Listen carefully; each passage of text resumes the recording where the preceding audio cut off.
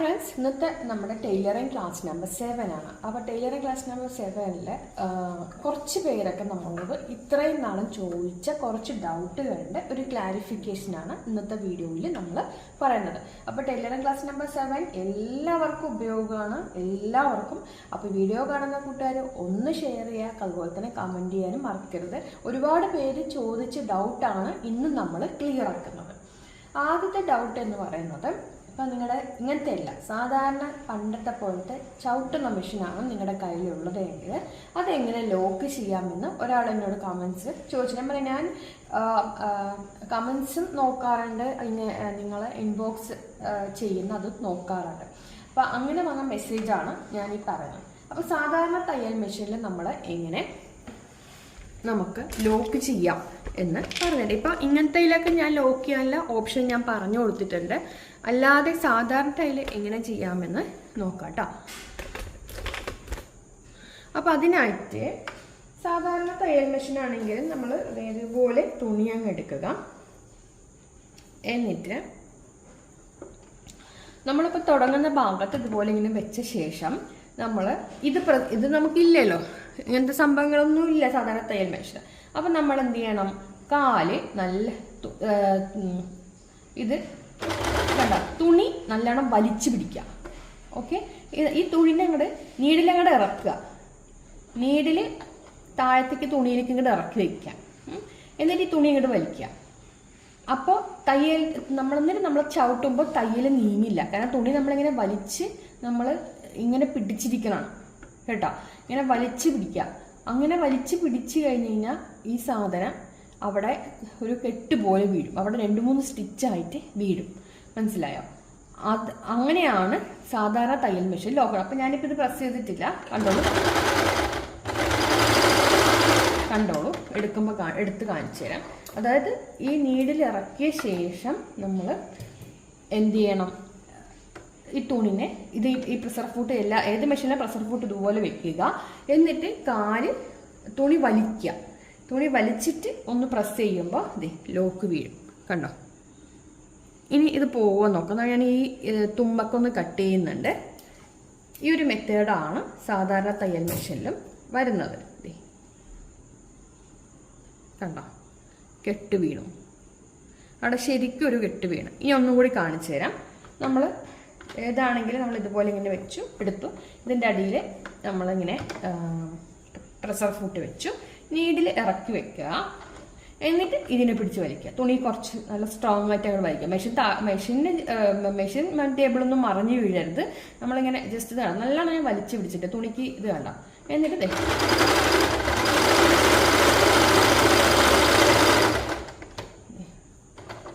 ഇങ്ങനെ ചെയ്യുമ്പോൾ അവിടെ തയ്യൽ സ്ട്രോങ് ആയിട്ട് വീഴും.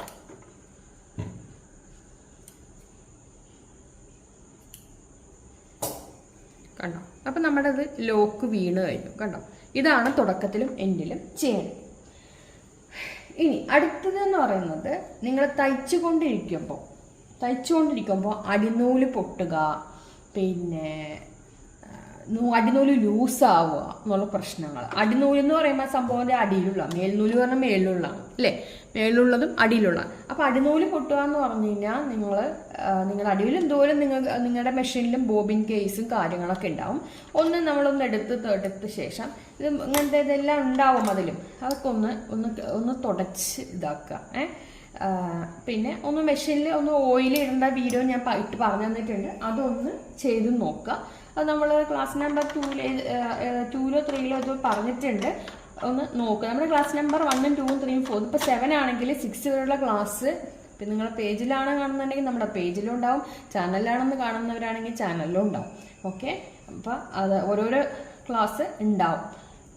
അല്ലാതെ ഞാൻ ക്ലാസ്സുകൾ ഇടവിട്ടിട്ട് അപ്ലോഡ് ചെയ്യാറില്ല. അതായത് 1 അപ്ലോഡ് ചെയ്തിട്ട് 6, 7 അല്ല അപ്ലോഡ് ചെയ്യുന്നത്, ഓരോരോ ഇത് വയസ്സിലുണ്ട്. അപ്പം അതുകൊണ്ട് ചിലവർ എനിക്ക് കമൻസ് വരുന്നുണ്ട്, ചേച്ചി ക്ലാസ് നമ്പർ 3ഉം 4ഒന്നും കാണാനില്ല. ഒന്ന് ആ പേജ് കയറി എടുത്ത് നോക്കിക്കഴിഞ്ഞാൽ നിങ്ങൾക്ക് കാണാൻ പറ്റും. കാരണം പിന്നെ നമുക്ക് ഓരോരുത്തർക്കും ഇതെടുത്ത് കൊടുക്കുക എന്ന് പറയുന്നത് അത്ര സിമ്പിൾ കാര്യമില്ല. ക്ലാസ് നമ്പർ എല്ലാ ക്ലാസ്സുകളും എടുത്ത് ഓരോരുത്തർക്ക് കൊടുക്കുക എന്ന് പറയുന്നത്.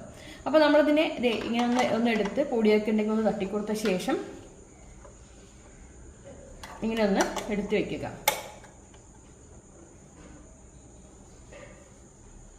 ശേഷം ഇതെല്ലാം നമ്മളൊന്ന് സെറ്റാക്കി വെക്കുക.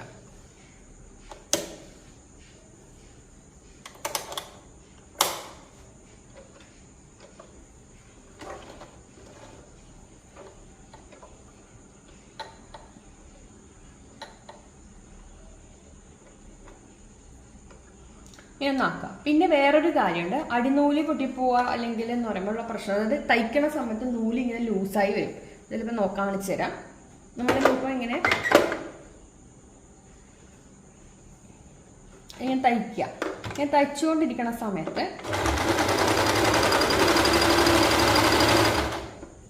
നൂല് ഇങ്ങനെ ലൂസായി വരും അടിവശത്ത്.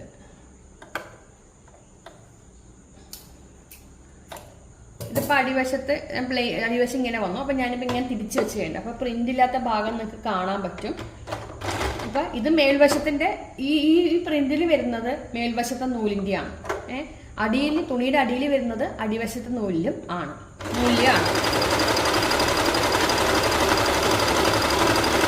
അപ്പം ഇനി നമുക്കിങ്ങനെ എടുത്ത് കഴിയുമ്പോൾ കണ്ടോളൂ. കണ്ട, ഇങ്ങനെ ചുരുങ്ങിയിട്ട് ഒക്കെ വരും. കണ്ട, ഇത് കണ്ടോ, ഇതിങ്ങനെ ചുരുങ്ങിയിട്ട് ഇത് കണ്ടോ, ഒരു ബലവുമില്ല, ഇത് കണ്ടോ, ഒരു സുഖവുമില്ല തയ്യൽ. അപ്പോൾ അങ്ങനെയൊക്കെ ആണെങ്കിൽ ഇത് കണ്ടോ, അത് വലിക്കുമ്പോൾ ഇങ്ങനെ പോരുകയും ചെയ്യും സ്റ്റിച്ച്. ഇത് കണ്ടോ, കാരണം എന്താണെന്ന് പറഞ്ഞാൽ ആ സ്റ്റിച്ച് ടൈറ്റല്ല. അപ്പം അത് ചില സമയം എന്തുകൊണ്ടാന്ന് പറഞ്ഞു കഴിഞ്ഞാൽ നിങ്ങൾ ഉപയോഗിക്കുന്ന നൂല് ചില സമയം ക്വാളിറ്റി കുറവുകൊണ്ടായിരിക്കാം. അല്ലാന്നുണ്ടെങ്കിൽ നീഡിൽ നമ്മൾ ഇടയ്ക്കൊന്ന് മാറ്റി കൊടുക്കേണ്ട. കാരണം കുറേ ഉപയോഗിച്ച് കഴിയുമ്പോൾ ചെറുതായിട്ടൊരു വളവോ ചരിവോ എന്തെങ്കിലുമൊക്കെ കുറവുകൊണ്ടും ആയിരിക്കും. അല്ലെങ്കിൽ അടിയിലെ ബോബിനിലുള്ള നൂലും നമ്മളൊന്ന് മാറ്റി കൊടുത്ത് നോക്കാം. ഇനി അതുമല്ലെങ്കിൽ അതും നിങ്ങൾക്ക് ശരിയാവുന്നില്ലെങ്കിൽ എല്ലാ ഇതിലും നമുക്ക് ഇതുപോലൊരു ബോബിൻ കേസ് കാണാൻ പറ്റും. ഇത് ബോബിൻ, ഇത് കേസ്. അപ്പോൾ ഇതിൽ ഇതുപോലൊരു സ്ക്രൂ ഉണ്ടാവും. കണ്ടോ, ഈ സ്ക്രൂ ഒന്ന് ലൂസാക്കി കൊടുക്കാം. ഈ സ്ക്രൂ ഒന്ന് ലൂസ് എന്ന് പറഞ്ഞാൽ അങ്ങനെ പിന്നെ നിങ്ങൾ ഒരുപാട് ലൂസാക്കി കഴിഞ്ഞാൽ ഇത് അഴിഞ്ഞു പോയി കഴിഞ്ഞാൽ ഇതിനെ കൊണ്ട് ഉപയോഗമില്ലാണ്ടായി പോവേ. അങ്ങനെ ചെയ്യരുത്. ഒരു പൊടിക്കൊന്ന് ലൂസാക്കി കൊടുത്ത് നോക്കുക. ചില സമയത്ത് ലൂസായി കിടക്കണാണെങ്കിൽ ഇതിങ്ങനെ ലൂസായിട്ട് വരും. അപ്പോൾ ഓൾറെഡി ഇതാണെങ്കിൽ ചില സമയം ഒരുപാട് ടൈറ്റ് ആണെങ്കിലും ഇതുപോലെ വരും. അപ്പോൾ ഒരുപാട് ടൈറ്റായി കിടക്കണമെങ്കിൽ ഒന്ന് ലൂസാക്കി കൊടുക്കുക. ഈ സ്ക്രൂവിൽ ചെറിയ നേരിയൊരു കത്തിയോ ബ്ലേഡോ വെച്ചിട്ട് ഒന്ന് അങ്ങോട്ടും ഇങ്ങോട്ടും തിരിച്ച് കഴിയുമ്പോൾ അറിയാൻ പറ്റും. ടൈറ്റിൽ കിടക്കുകയാണെങ്കിൽ ഒന്ന് ലൂസാക്കി കൊടുക്കുക, ലൂസിൽ കിടക്കുകയാണെങ്കിൽ ഒന്ന് ചെറുതായി ഒന്ന് ടൈറ്റാക്കി കൊടുക്കുക. ഇത് ചെയ്ത് നോക്കിക്കഴിഞ്ഞാൽ നിങ്ങൾക്ക് ആ മാറ്റം അറിയാൻ പറ്റും. നിങ്ങൾ ചെയ്ത് നോക്കണം കേട്ടോ. കാരണം എനിക്ക് ഇടയ്ക്ക് ഉള്ള പ്രശ്നമാണിത്. അപ്പം ഞാൻ വേഗം തന്നെ ഒരു കത്തി എടുത്തിട്ട് ഇതിൻ്റെ ഈ ഒരു സ്ക്രൂവിൽ ചെറുതായി ഒന്ന് ലൂസാക്കി കൊടുക്കുമ്പോൾ ആ ഒരു പ്രശ്നം അങ്ങോട്ട് മാറിക്കിട്ടും. മനസ്സിലായോ? ഇത്രയും സംഭവങ്ങളാണ് പലരും ചോദിക്കുന്ന ഡൗട്ടുകളിൽ പറയുന്നത്. പിന്നെ എല്ലാവരും ചോദിക്കേണ്ട ഈ തയ്യൽ മെഷീൻ എത്ര രൂപയാണെന്നുള്ളത്. 14,000 15,000 രൂപയുണ്ട്. ഉഷയുടെ ജാനോമി എന്ന് പറയും. അത് തന്നെയാണ് വണ്ടർ സ്റ്റിച്ച് എന്ന് പറയുന്നതും അലൂരെ എന്ന് പറയുന്നതും അങ്ങനെ പല ബ്രാൻഡുകളിലും. എൻ്റെ അഭിപ്രായത്തിൽ എനിക്ക് നല്ലതായിട്ട് എൻ്റെ കയ്യിൽ ബ്രദർ മെഷീനും ഉണ്ട്. ബ്രദറിൻ്റെ ബ്രാൻഡുകളാണ് കുറച്ചുകൂടി ഉഷേനെക്കാട്ടും നല്ലത്. കാരണം ഇടയ്ക്ക് തയ്ക്കുമ്പോൾ ഈ നൂല് ലൂസാകുന്നുള്ള പ്രശ്നങ്ങളൊന്നും ബ്രദറിൻ്റെ ബ്രാൻഡിൽ എനിക്കിതുവരെ വന്നിട്ടില്ല.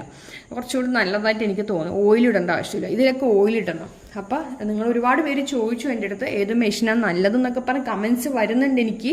ഇപ്പോൾ വീട്ടിൽ ഉപയോഗിക്കാനാണെങ്കിൽ നിങ്ങൾക്ക് ബ്രദറിൻ്റെ ഏത് മെഷീനും വാങ്ങിക്കാം. ടേബിൾ ടോപ്പ് അല്ലെങ്കിൽ ഉഷയുടെ ഇത് ഞാൻ 10-11 വർഷമായിട്ട് ഉപയോഗിക്കുന്ന മെഷീനാണ്. സംഭവം എനിക്കിങ്ങനെ റിപ്പയറിങ്ങിന് കൊണ്ടുപോകേണ്ട ആവശ്യം വന്നിട്ടില്ല. അതായത് നൂല് പ്രശ്നങ്ങൾ അങ്ങനത്തെ ഒന്നും ഇതുവരെ വന്നിട്ടില്ല. 11 വർഷത്തോളം ഉപയോഗിക്കുന്നുണ്ട് ഞാൻ. പിന്നെ നിങ്ങൾ പുറത്ത് തയ്ച്ചു കൊടുക്കാനുള്ള ഉദ്ദേശമുള്ളവർ ജാക്കിൻ്റെ F4 F5 എന്നൊക്കെ പറഞ്ഞ് ഇറങ്ങിയിട്ടുണ്ട്. അപ്പോൾ അത് വാങ്ങിച്ചാൽ മതി, അതാണ് കുറച്ച് നല്ലത് കേട്ടോ. അപ്പോൾ ഇത് ക്ലാസ് നമ്പർ 7 ആണ്.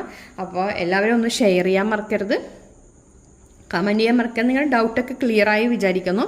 അടിമൂല് ലൂസാകുക അല്ലെങ്കിൽ മേളിലെ ത്രെഡ് ലൂസാവുക, ഇത് രണ്ടാണെന്ന് പറയുമ്പോൾ നമ്മുടെ നൂലൊന്നും മാറ്റി കൊടുക്കുക. അതുപോലെ ബോബിൻ കേസിലെ സ്ക്രൂ ഒന്നും മാറ്റി നോക്കുക കേട്ടോ. അപ്പോൾ അടുത്ത ക്ലാസ് പോയിട്ട് കാണാം. എന്തെങ്കിലും ഡൗട്ടൊക്കെ ഉണ്ടെങ്കിൽ ചോദിച്ചോളൂ. അപ്പോൾ വരും വീഡിയോകളിൽ അത് നിങ്ങൾക്ക് പറഞ്ഞായിരിക്കും. ഇനിയിപ്പോൾ തൊട്ടടുത്ത് നമ്മൾ സ്റ്റിച്ചിങ് വീഡിയോസ് ആയിരിക്കും ഉണ്ടാവുക. അപ്പോൾ നമുക്ക് സ്റ്റിച്ച് ചെയ്ത് നമുക്ക് തുടങ്ങാം കേട്ടോ. അപ്പോൾ താങ്ക് യു.